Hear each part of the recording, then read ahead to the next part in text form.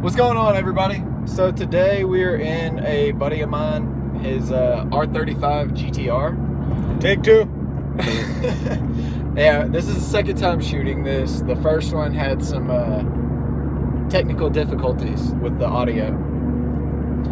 So this is my buddy Varoon. He's also known as PlayStation GTR R35 on Instagram. I'll post that name here because it's spelled differently.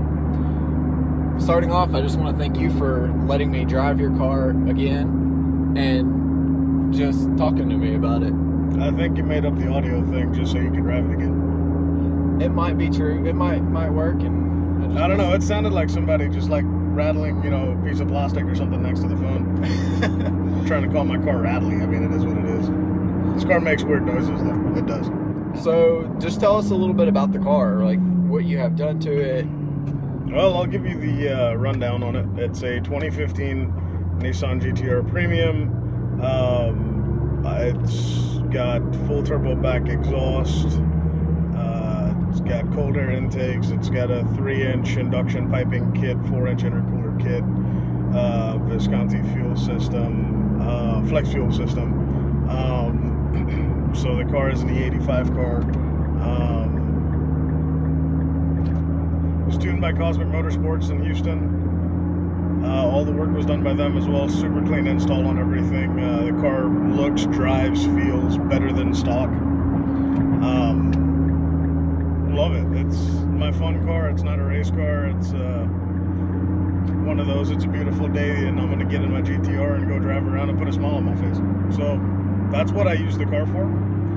That's the rundown on the vehicle. The car makes upwards of 550 horsepower at the wheels.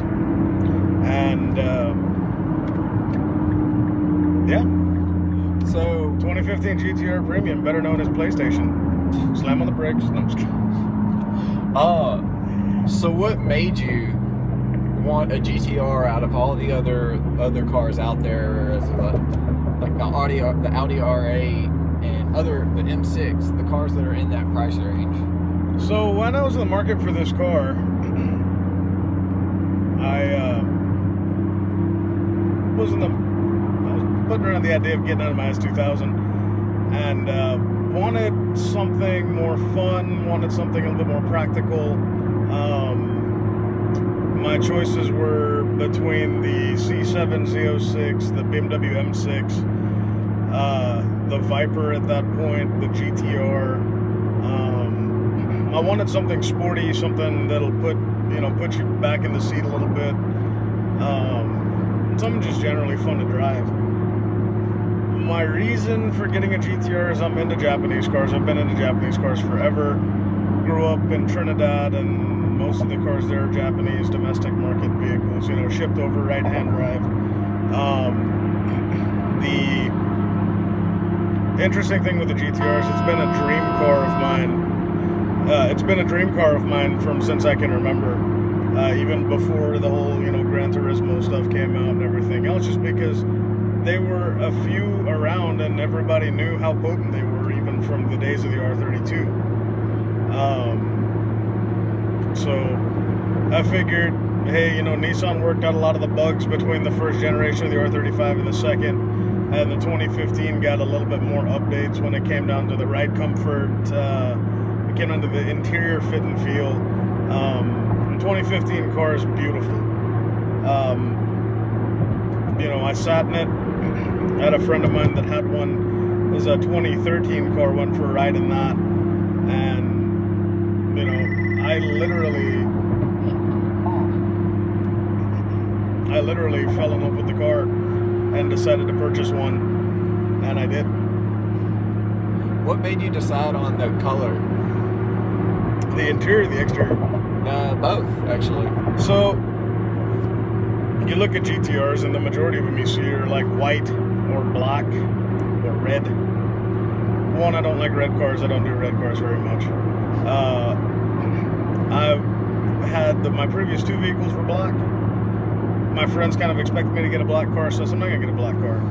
And I'm not a fan of the white on the GTR. It's kind of a... It's a pearl. Yeah. It's a pearl. I'm not a fan of the white. The silver even though it's a popular tri-coat color, I didn't really feel it. It's not my personality. So I went with the gray. Okay. The interior, though, this red interior that you see here, it's untreated amber aniline leather. This was a deal breaker for me. This is the interior I wanted on this car, and I was not gonna spend my money unless they could get me this exact interior. Oh, really? Yeah. So I guess, so you did you order yours? This is a special order vehicle. Now, when you hear people talking about or doing reviews, or you hear owners talking about their car, you always hear the positives of, I love this, this, and this. No, I hate this car.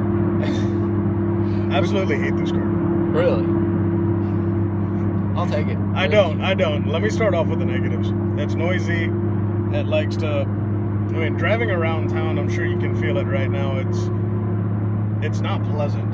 There's vibrations, there's noises, the transmission doesn't know what gear it wants to be in. If you're used to driving around any kind of double clutch transmission vehicle, it's about the same type of experience. Maybe not as intense as some of the other, hypercars or exotics where, your clutches are, totally off or totally on. This car does tend to creep just a little bit, but it's moody on when it wants to do that. It's a noisy car. You really have to get used to it. It's not something that, my mom would like to go on a road trip with me on.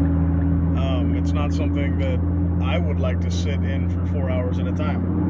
Okay. If I do go on a road trip, I do have to get in and get out and stretch my legs and stuff. To me, I think the driving position's a little high. Okay. You can get all the way. Yeah, the driving position's a little high. The steering wheel, I like the heavy feel of the steering wheel. I have no complaints on the steering or the feedback. But it's not too bad. It's not a true Grand Touring car, nor is it a true race car. Okay. It's kind of in between. So yeah, you have really nice seats. They're very comfy. The driving position's not really well suited to Grand Touring. The car's a little bit lanky around town. So it's not really a good daily. The suspension's a little stiff, even though it's in the softest setting that it's in right now. That's all these are complaints that I don't mind. Yeah. Some GTR owners might just say, well, I hate the car because of this, or I hate the car because of that. I've ran into GTR owners or I would say ex-GTR owners that are now, into Porsches or Aston Martins and things of that nature. And they like talking down on the GTR, but at the end of the day, they're older. Yeah. They're older. They don't track the car. They don't drive the car the way it's meant to be driven. If you want something that you want to cruise around from point A to point B and have people looking at you, get an Aston, get a Porsche. If you want a really good track day car, GT3 RS. If you want to stay with the Porsches, GTR is a good track car. If you want something that you want to put you back in the seat and you have a good time and enjoy the driving experience, you really can't beat this car. The seats are not what I hate about the car, it's the seat position. Okay. And if the seats were 2 inches lower, I would have no problems with it. Yeah. To me, I feel like I'm sitting too close to the roof. It's especially obvious if you have a helmet on. Tell me the things that you love about the car, like things that if the car didn't have, that would you got a green light, so if you want the answer to that question, after you come around this corner, just punch it. Okay. And you'll see exactly what I love about this car. Punch it.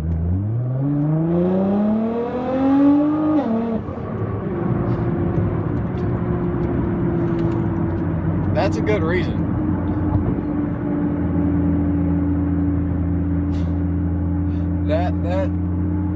That feeling never gets old. Is that the 4th time you did a pull in the car and it's still leaving you speechless? Yeah. Granted, viewers, we did that pull with the car in limp mode, so that wasn't even anywhere close to all the power.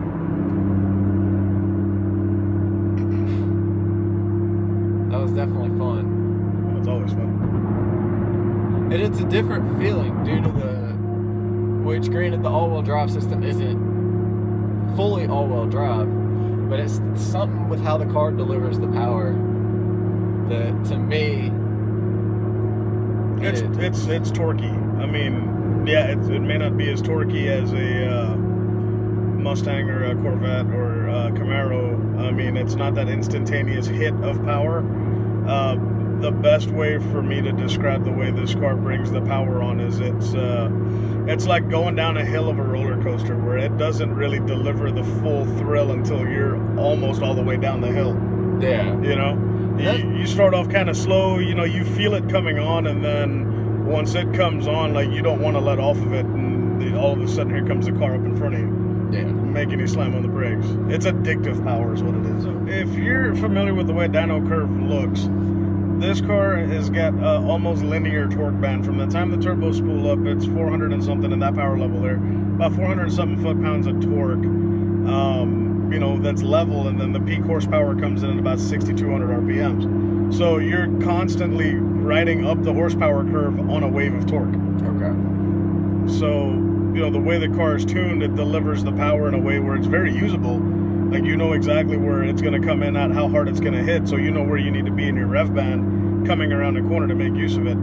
The all-wheel drive system on this car is 100% rear-wheel drive unless the front wheels are needed, as long as you're not in first gear. Okay. First gear, the car puts some front-wheel drive bias in there just to keep you from blowing the tires loose. Okay. But it is a system that directs power to the wheel with the most available grip. And it has its array of sensors and computers to figure that out, but this is a very technologically advanced all-wheel drive system. But the more that, after seeing it in person and all that, it's become more of a, yeah, I want one now. Like, especially after driving it. Yeah. Well, future Nissan dealership can thank me later. I'll take a bit of a commission on your on your GTR when you go to get one. They're fun cars either way. Nissan worked out a lot of the bugs, a lot of the problems, you know, listened to a lot of the customer complaints, paid attention to all of the warranty claims that they had coming in on the first generation. When they did the update on this generation of car here, it was a totally different car. They also did their due diligence on the third generation of the R35 with the 2017, addressing the cooling problems, giving it a bigger front grille, things of that nature. I'm just not a fan of the 2017 car. No, I mean, that might be one of those things that, for me, once I see it in person, it might change my opinion. Exactly. The new Audi R8 was that way, but... Well, I still don't like the new R8, but the thing with the GTR, to me, the 2017 looks too much like the LFA. Yeah. You know? And the LFA looks... amazing. Yes. But I don't want to be that copycatter. Yeah. Is there anything you want to just say for the video, whether it's with the car or just anything you want to mention? No, I just want to basically, you know, shout out to Cosmic Motorsports for doing all the work, and, you know, delivering a product to me that is exactly what I wanted. This car, right now, the way it sits is more drivable than a stock car. It has more power than a stock car. It grips better than a stock car. Looks better than a stock car. You know, and those guys have really been extremely helpful with the whole process of me doing what I'm doing with it right now, and have educated me into what I need to know, what I don't need to know, what I need to look for, and things of that nature. When it comes to the car, because when you own something that is as technologically advanced as the latest laptop, and you don't really understand a whole lot about how it works, and those guys make it very easy for me to understand, being an engineer and putting things into terms that I can relate to, you know, what each system is doing, why it's doing it. That way I'm not sitting there stranded having to go to forums and listen to 25 other people trying to figure out my problem for me, and not knowing whether it's a reliable answer or not. So those guys have really made the ownership experience a little bit easier. My service advisor at Baker Nissan, he's been an amazing resource as well. Just the Houston car community, man. It's not, I mean, Houston's a fast city. This city is fast, and there's no joke. I mean, I'm one of the slower cars in town, but I'm happy with it.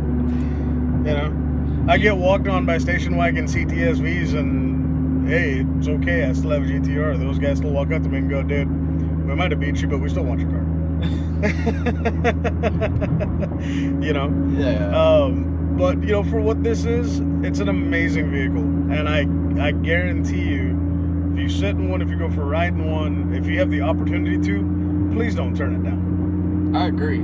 Do not turn it down, because it's basically a free roller coaster ride. And if the car's got any kind of decently good modifications done to it, it will give you a ride of your life. Well, I mean, the first time I rode it was still a stock car. It was completely stock. It was a blast. Yeah. And completely stock. I had you screaming. I don't know. I don't remember screaming. Yeah, we launched. You did. The launch control is amazing. Yeah. You know, you hear a lot of people talk crap on the GTRs. For the most part, I feel that either they've owned one and just had a crappy experience with it, or they've never actually been in one. And most of the time, I'm gonna guess it's the latter. Dude, haters gonna hate. Yeah. Haters gonna hate. If you've owned one and you have a problem with the car, you probably did something wrong. If you owned one and had a bad experience with the car, then, you know, that's your personal opinion. Yeah. I've owned this car now almost 2 years, and there has yet to be a day where this car was not fun to drive. My problem is I put too much miles on the car, because every time I get in it, I don't want to go home and park it. I don't want to get out of my car when I drive it. I don't blame you. It's a nice place to be. Once again, I want to thank you for letting me drive it a second time to redo the video. It's a leg day. I'm the chauffeur for today, so any day you have leg day, just hit me up. I'll be more than happy to drive you Even around. if I'm in the daily? What's the daily? See, it's a really slow BMW. We'll see. If the price is right. I got you. I enjoy people that share the same passion that I do, and it's refreshing to know that there's such a huge culture. I mean, they're primarily Mustangs, but there's nothing wrong with that. Yeah. Just don't eat my car in a crowd. Don't take out your knees. I know this is a Mustang channel, guys, and I'm not meaning to offend you. I just think it's funny. Guys, if y'all have any questions, feel free to comment below. Also, don't forget to check out Varoon on Instagram. Give him a follow. Follow me on Instagram. You'll be able to check out his car, and he does a lot in the Houston car community. See, I'm trying to get myself out there and take some more pictures and stuff now. I mean, I normally just go and I get so caught up talking to people that I forget to take pictures and post them. Mm-hmm. So I'm going to get into the habit of doing that some more. What is going on in that car in front of us? I wish you guys could see this. This is so funny. Oh, damn it, stop. Oh, what? Let's start back again. It literally looks like that scene in Grand Theft Auto after you pick up the hookers, the lady of the night, and take her to the beach. It literally happening right in front of our eyes in Houston. Welcome to Houston, guys. Yeah.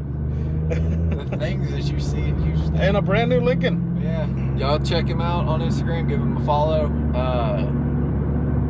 Y'all take care. Y'all have a great day. Feel free to send me a message on Instagram or whatever. And if you guys have any questions, comment on the video. Follow me on Instagram. You can always message me there. There's some plans for this car in the future. So maybe the next 2 years or so, you'll be doing a feature video with something in the 4-digit range. That I can do. Okay. Well, guys, it was a pleasure. Y'all take care. Y'all have a great day.